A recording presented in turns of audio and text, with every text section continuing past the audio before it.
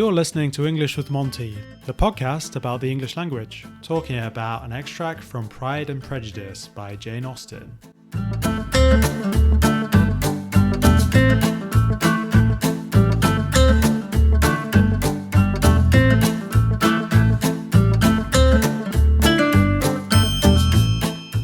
Hello there and welcome to English with Monty.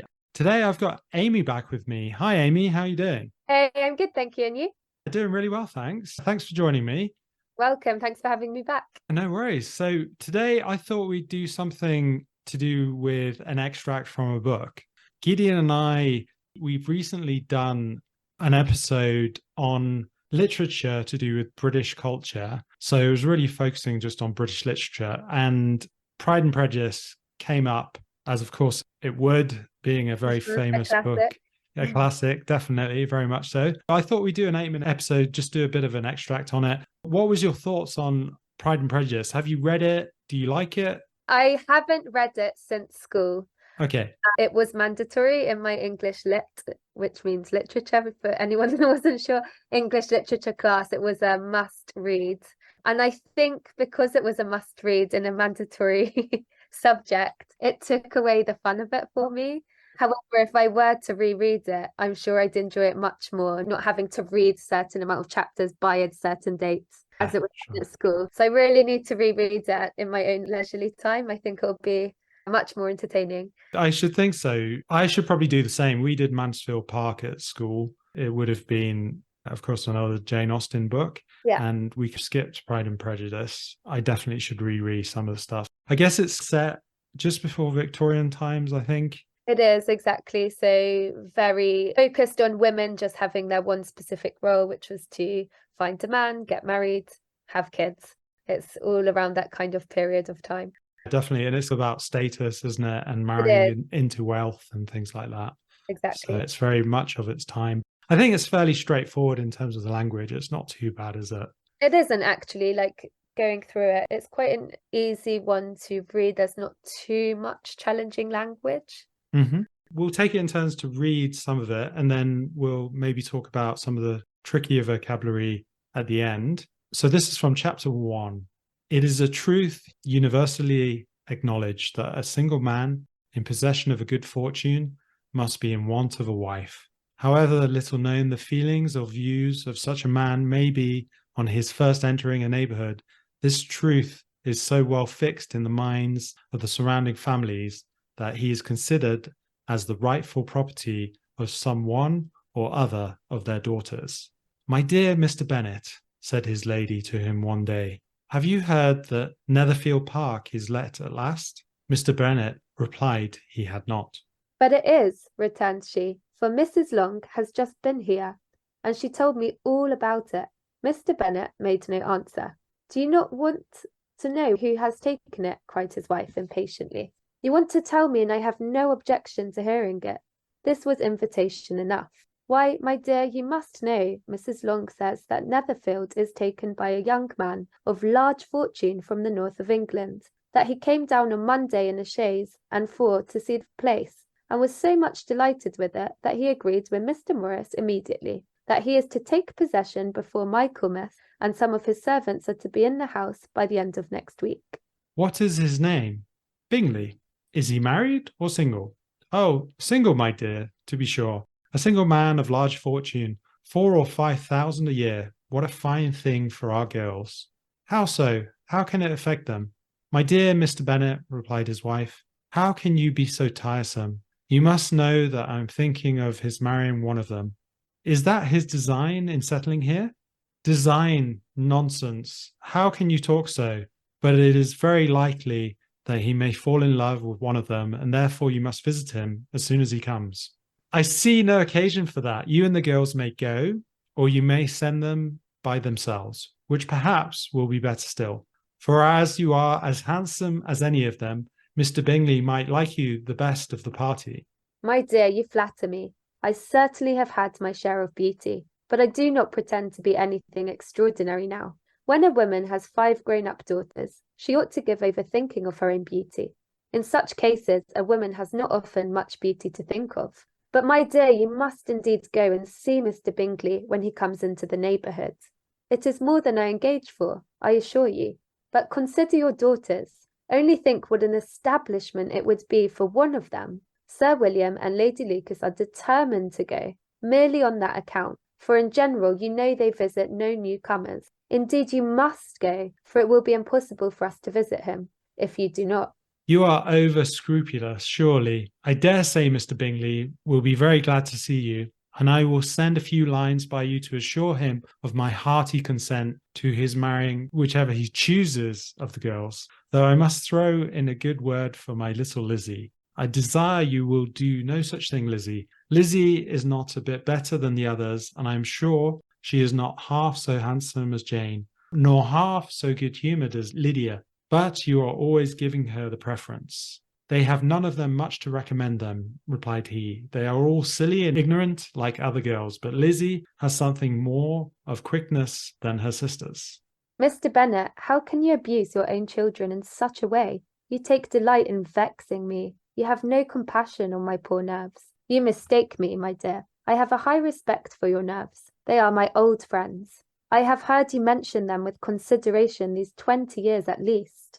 Ah, you do not know what I suffer, but I hope you will get over it, and live to see many young men of 4,000 a year come into the neighbourhood. It will be no use to us if 20 such should come, since you will not visit them. Depend upon it, my dear, that when there are 20, I will visit them all. Mr. Bennet was so odd a mixture of quick parts, sarcastic humour, reserve, and caprice, that the experience of 23 years had been insufficient to make his wife understand his character. Her mind was less difficult to develop. She was a woman of mean understanding, little information, and uncertain temper. When she was discontented, she fancied herself nervous. The business of her life was to get her daughters married. Its solace was visiting and news. Ooh, good job I don't speak like that anymore. I know, waited, I forgot. It's like dear. when my students watch Bridgerton and they're like, do you watch Bridgerton, Amy? I'm like, no, it really doesn't interest me, actually. And they're like, oh, so you guys don't say anymore? Are you with child? I'm like, no, we definitely don't say, are you with child? Can you imagine if you said that to your friend? Honestly, are you with child, John? That would be interesting if I was, but Maybe not John, but that was great. I guess this is more talking about obviously marrying off daughters, isn't it? By the looks of it. It is exactly, especially that kind of concluding paragraph at the end of chapter 1. It summarizes it very neatly. It does indeed, doesn't it? And it's very much part of society and part of status, isn't it? And societal expectations as well. very much so. And his wife is definitely Lizzie, isn't it? That's his wife. Exactly. She's definitely on a mission, isn't she, to marry off her daughters by the looks of it. I'd say so, and feeling the pressure of that as well. Very much so. Shall we go through a few words? Sure. Maybe the first one, I guess, is on the first line, is acknowledged. I think, as you were saying just a few moments ago, it's quite a tricky word, maybe, isn't it? I guess it comes from knowledge, doesn't it, really? It must do, which is obviously in the middle, but adjective for students who are really wanting to knuckle down to understanding these phrases. It's an adjective. How would you best explain it? If you acknowledge something, it's like you're saying you notice it. You recognize it, you notice it. So you accept that it's true. Yes, exactly. So in this context, a truth universally acknowledged, an accepted truth, isn't it? I guess. Okay, great. Next one. So a chaise, and then he came down on Monday in a chaise, means a carriage, and it's a carriage pulled by horses. Sets the old scene as well. So we're talking very pre-cars here, guys. We are. So it's probably not a word you're ever going to use. And we made the mistake of thinking it might be something else. Unless they really like the classics, in which case they might see it more. That's true. Other Austen books and other publications of a similar time. That's true, but obviously we were quite ignorant on that side of things. We didn't pick that one up. A single man of large fortune. So fortune meaning a lot of money or wealth could be a synonymous term. I suppose it's probably a lot of languages that would be easy to understand, wouldn't it? It'd be quite similar. Tiresome. Tiresome, I was going to say that could be a really good one because students are much more familiar with tired, tiring, but not tiresome. Tiresome is an adjective not necessarily related to the feeling of being tired, but more feeling annoyed or making you feel irritated. Very much so. That's perfect. Settling. Yes, settling I often get asked actually when it comes, it's quite a good one, isn't it? When moving abroad and starting afresh. Students often ask me the meaning of settling. Would you like to go ahead?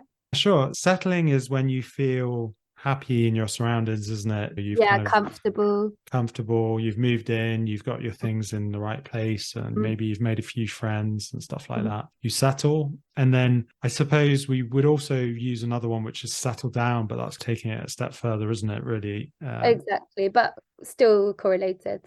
Yeah, it's still similar Mhm. vein, isn't it? In the sense that Exactly. if you settle down, I guess you typically get married, buy a house, have kids. Absolutely. Next one.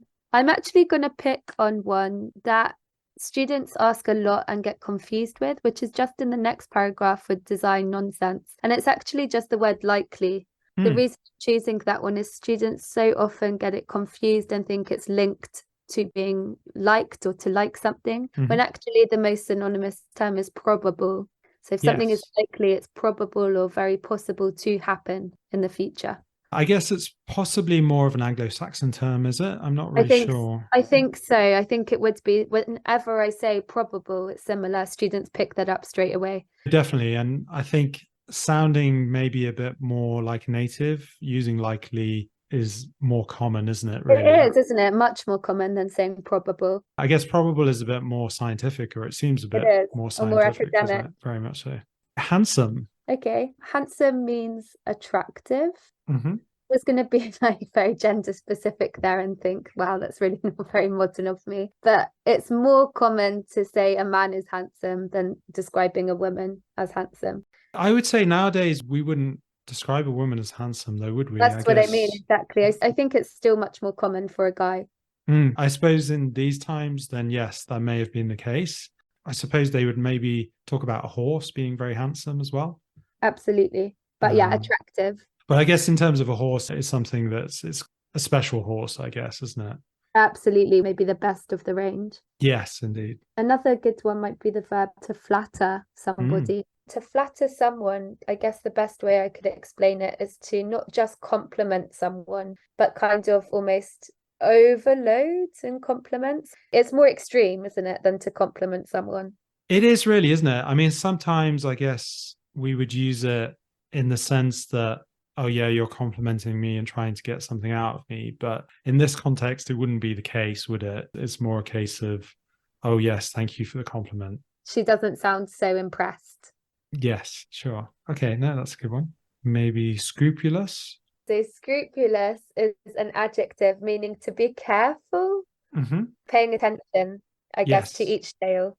And I guess a similar term could be something like meticulous, So it's being too precise, I guess, over very scrupulous, isn't precise it? and careful to like even the smallest detail. If you're being over scrupulous, then yeah, of course, it's more than necessary, I guess. It's too much, isn't it? How about vex? You take delight in vexing me. I think that would probably be a good one. I guess to vex someone is to confuse them, throw them off the trail, isn't it? Also annoy them. That's true. So I guess it encompasses all of those things, doesn't it, really? Absolutely. Maybe sarcastic? Yes, that's a good one, especially for those living in the UK. Indeed, yes. So sarcastic humor. What would sarcastic humor be? Sure. Sarcastic is just a specific type of humor, and I guess it's using words which mean the opposite of what you actually mean. It That's can great. really just mean to like make fun of somebody or to joke around. It doesn't have to be to offend or upset someone. It can just be our way of joking. Often sarcasm isn't used to offend people, is it? Often it is just to have fun with your friends, isn't it? I would say. Yeah, absolutely. I don't know. Reserve, would people know that? Can mean different things, they reserve. I don't know in this case it's meaning like shyness. So a lack of warmth or openness in manner or Yeah, expression. Would you say that's reasonable? I would say so. That's the best term. Okay. Maybe caprice. He's so often caprice, but I guess change in attitude.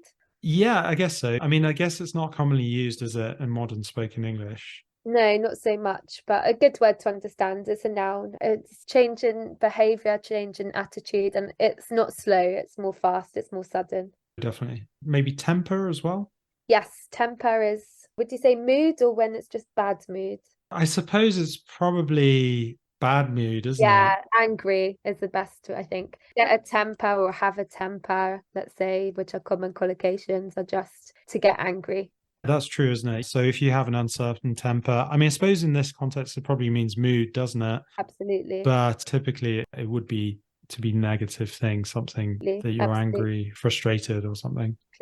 Possibly discontented. Maybe that can be the last one. Oh no, we've got solace. So I guess it's comfort or consolation in a time of distress or sadness. Exactly. Comfort, I think, is a good keyword. It is about comfort, isn't it, Yeah, really? absolutely. Thanks for joining me on that, Amy. Thank you Hopefully, too. very welcome. Hopefully, that gave a bit of an insight to listeners. And really, the idea, I suppose, for doing things like this is just to show you how accessible some English literature can be. Of course, there's some difficult elements, but I think in terms of classics, this is a classic. If you are interested in reading, it's definitely a good way to discover a little bit more about English culture, English history. I suppose also as well, if you like Downton Abbey, it probably has fairly similar vocabulary, doesn't it? And similar themes. And I think it's just a great eye opener for those really interested in the linguistic part when learning English. It really shows how much English grammar and vocabulary has progressed and evolved. I think that's a really good point because there are certain elements there that we wouldn't really use. I mean, I guess there's a bit more formality there, isn't there? Exactly, much more formal. There are certain things that we definitely wouldn't say. Obviously, it is more literary, of course, but there are definitely key phrases there that hopefully we've explained quite well. And then hopefully that inspires people to read it. If you have any questions, just let us know. I think definitely give it a read because it is just a classic that the door to so many others, let's say, of that genre. It's like the first one you should pick up if you're getting into period dramas or classics from that time. Definitely. I like that expression, door to many others. I think that's the perfect way to describe it. Thanks for joining me, Amy. Thank you. You've been listening to English with Monty. Thanks for listening to English with Monty. For bonus episodes, sessions with the teacher, and discounts through our website, please sign up at patreon.com/English with Monty. Or you can join us for our English conversation group in London at meetup.com/Monty-English-conversation.